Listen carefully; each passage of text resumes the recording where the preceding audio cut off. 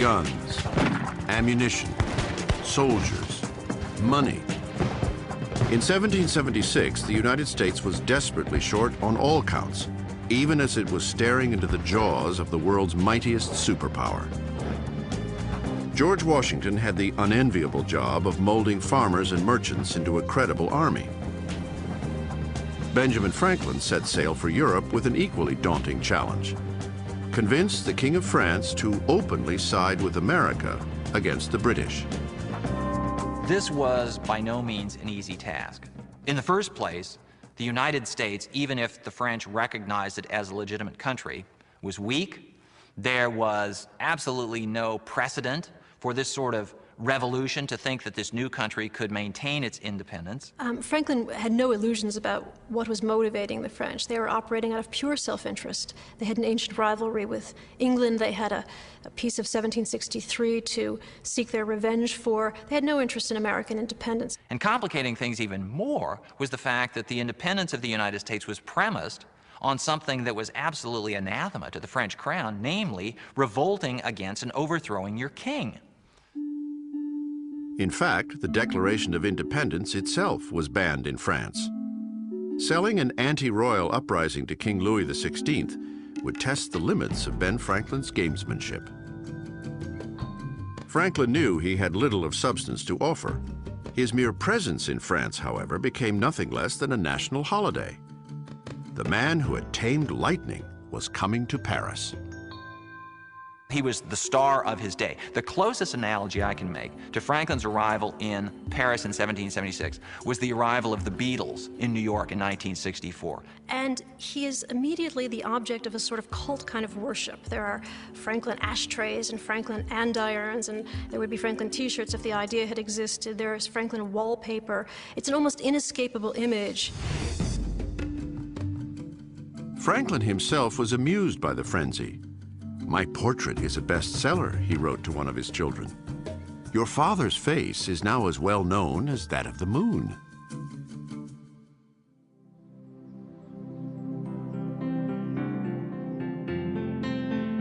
Ben would leverage his unprecedented fame to put the squeeze on Louis XVI.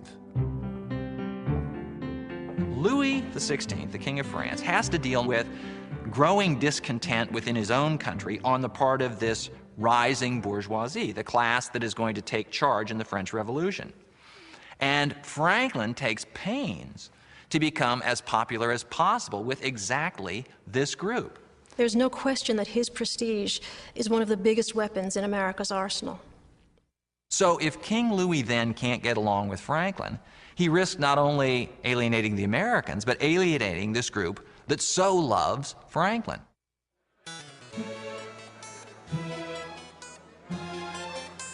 Franklin quickly learns to play politics French style. He becomes a master of that uniquely Parisian institution, the salon. It is at these late-night dinner parties that the movers and shakers of French politics could themselves be shaken and moved. So again, it's Franklin adapting. The pace of life is different. He realizes the approach to work is different, and he realizes that much is done on a very social platform. Franklin was a salon superstar, primarily because he was witty and supremely accomplished. But Ben also dressed for success, one of the great masquerades of his career. And he understood almost at once, almost intuitively, that the French would not be impressed with some pretender trying to dress as elegantly as they did. The way to their hearts was to be a simple backwoods Quaker. Franklin was never a Quaker. Franklin never lived anywhere near the backwoods in his entire life.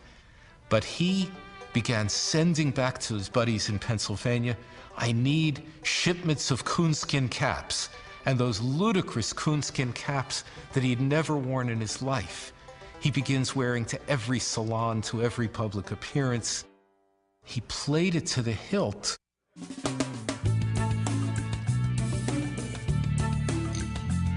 The French were enthralled. And as Franklin's fame grew, so did the envy of certain other Americans. In particular, Franklin's ease with Parisian women, whom he sometimes referred to as his mistresses, stands in stark contrast to the tortured efforts of John Adams, another member of the American delegation. Franklin and Adams had two very different approaches to the French. You can even see it in the way they learned the French language. Franklin talks about how he learned to speak French by lounging on the pillows of his French mistresses, whereas Adams learned to speak French by memorizing a volume of French funeral orations. So they have a totally different style. He speaks of Franklin's charm as if it ought to be a controlled substance or something. And there's almost an eternal friction between the sort of classic over and classic underachiever, between the class nerd and the most popular guy, between Adams and Franklin. He goes to Paris and he discovers that Franklin is the lion of French society and Adams is a nothing. In fact, the people of Paris get him confused with Samuel Adams. And they're always, well, they end up just calling him the other Adams. Even routine office work ended in fits of sputtering rage for the other Adams. John would be at work early, and Ben would stroll in at noon after a late night at the salon.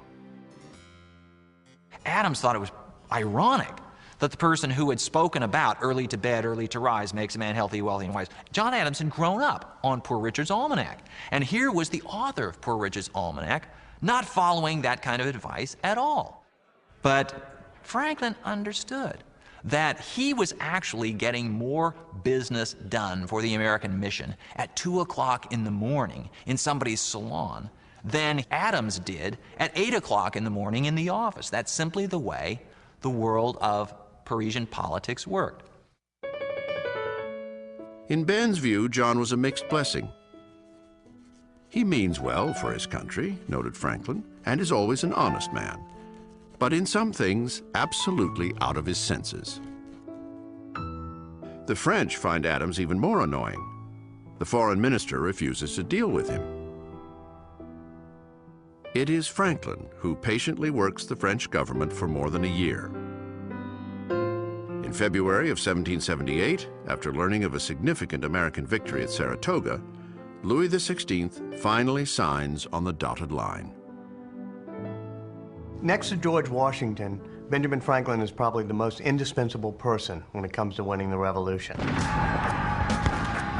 Now, what had been a trickle of covert arms becomes a potent battlefield alliance.